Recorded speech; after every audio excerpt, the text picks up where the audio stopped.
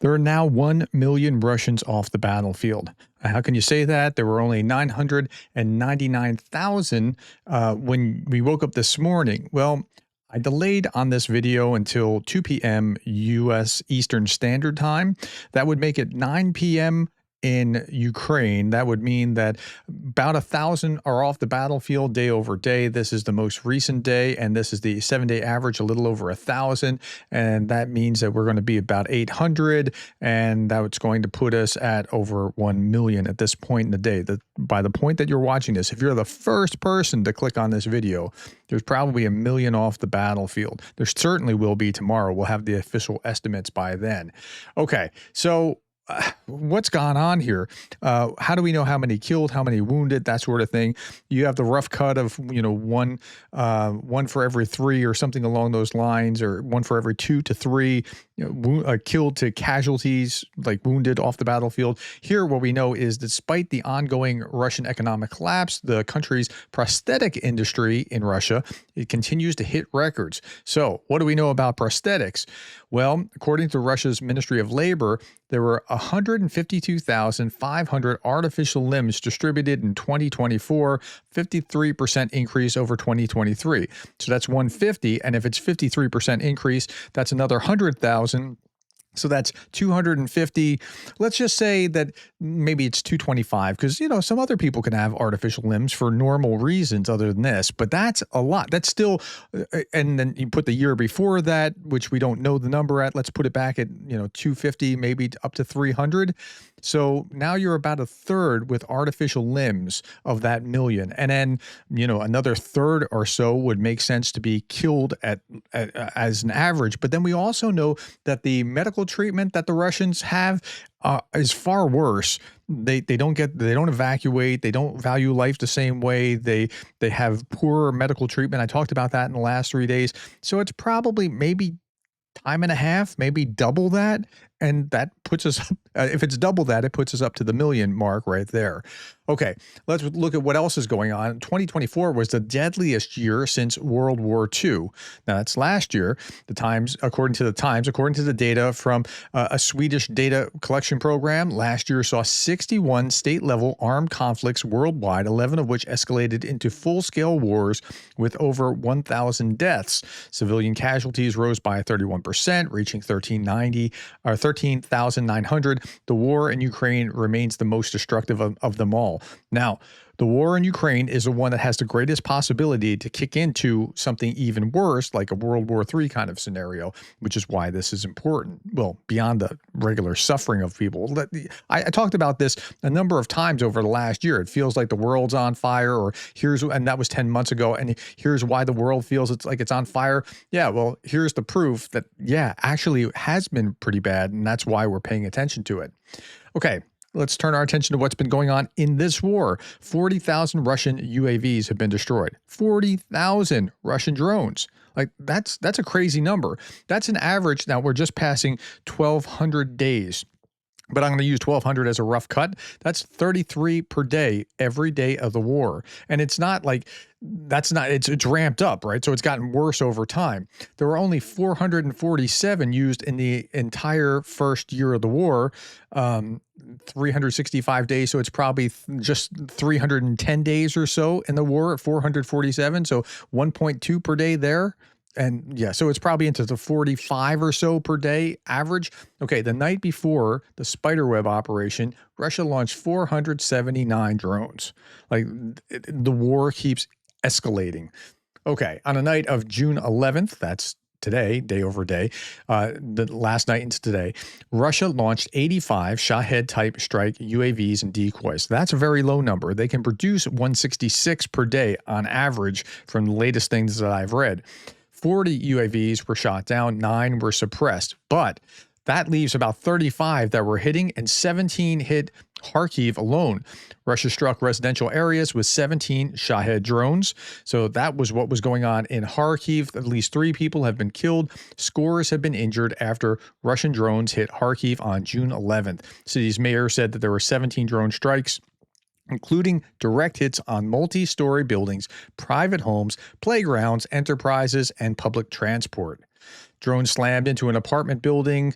3 killed, 54 injured. 7 of them are kids. 7 are kids.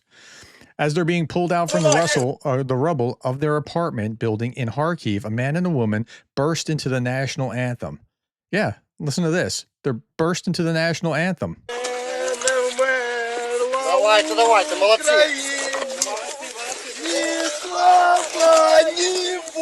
Тримайте. Все буде добре. That's while rescue workers were dragging them out of the rubble. I'm not showing the video because I'm not sure I can for censor's sake. Last night, Russians poured guided bombs and missiles and drones into this neighborhood, killing 3, injuring 65, including 9 kids. And yet, I mean, it just, like, these hits just keep coming, and yet the people stand up to it. Like, it's amazing, the resiliency of the Ukrainian people. Okay, recovery efforts, says Zelensky, recovery efforts currently underway in Kharkiv following last night's Russian Shahed drone attack. The attack hit ordinary residential buildings. 64 people been reported injured, including the 9 children. And I saw this just before I clicked record. Sputnik, this is a state media in Russia. Russia has the most moral military in the world. This is a war crime. Like, attacking civilians who are sleeping peacefully in their homes, that's a war crime. And yet, Sputnik's putting this out. Russia has the most moral military in the world. Recent airstrikes in Ukraine offer a masterclass in restraint and humanitarianism. I don't think you know what masterclass means. I mean, okay. Meanwhile, the Ukrainians are hitting back. The fire at Russia's Engels oil depot continues to burn for a 4th day. According to Ukrainian sources, last night, a deployment point of Russian forces in the Kursk region was targeted. Prior information indicated that a company-sized unit of Russian airborne forces was reportedly stationed there. And what it means to be, what appears to be another anti-aircraft unit taken out by Russia's Kursk region last night. This is the only one that's sketchy to my mind. Other things I've seen, other verified things, but this one just have to take it with a grain of salt. This anti-aircraft unit, because we can't really prove it, we can't really see it. I haven't been able to verify it in other sources. Okay, Ukraine cripples Russian weapons production with coordinated strikes on microchips plants. Russia's strategic bomber fleet faces potential collapse as coordinated cyber and physical attacks target the factories producing essential microelectronics. So that's a good place to go. Go hit them in their logistics. Okay, Ukrainian UAV struck the gunpowder plant in Russia's Tambov region overnight and early morning. The factory is part of state-owned Rostec, which produces critical gunpowder for weapons and ammunition and supplies the Russian Ministry of Defense.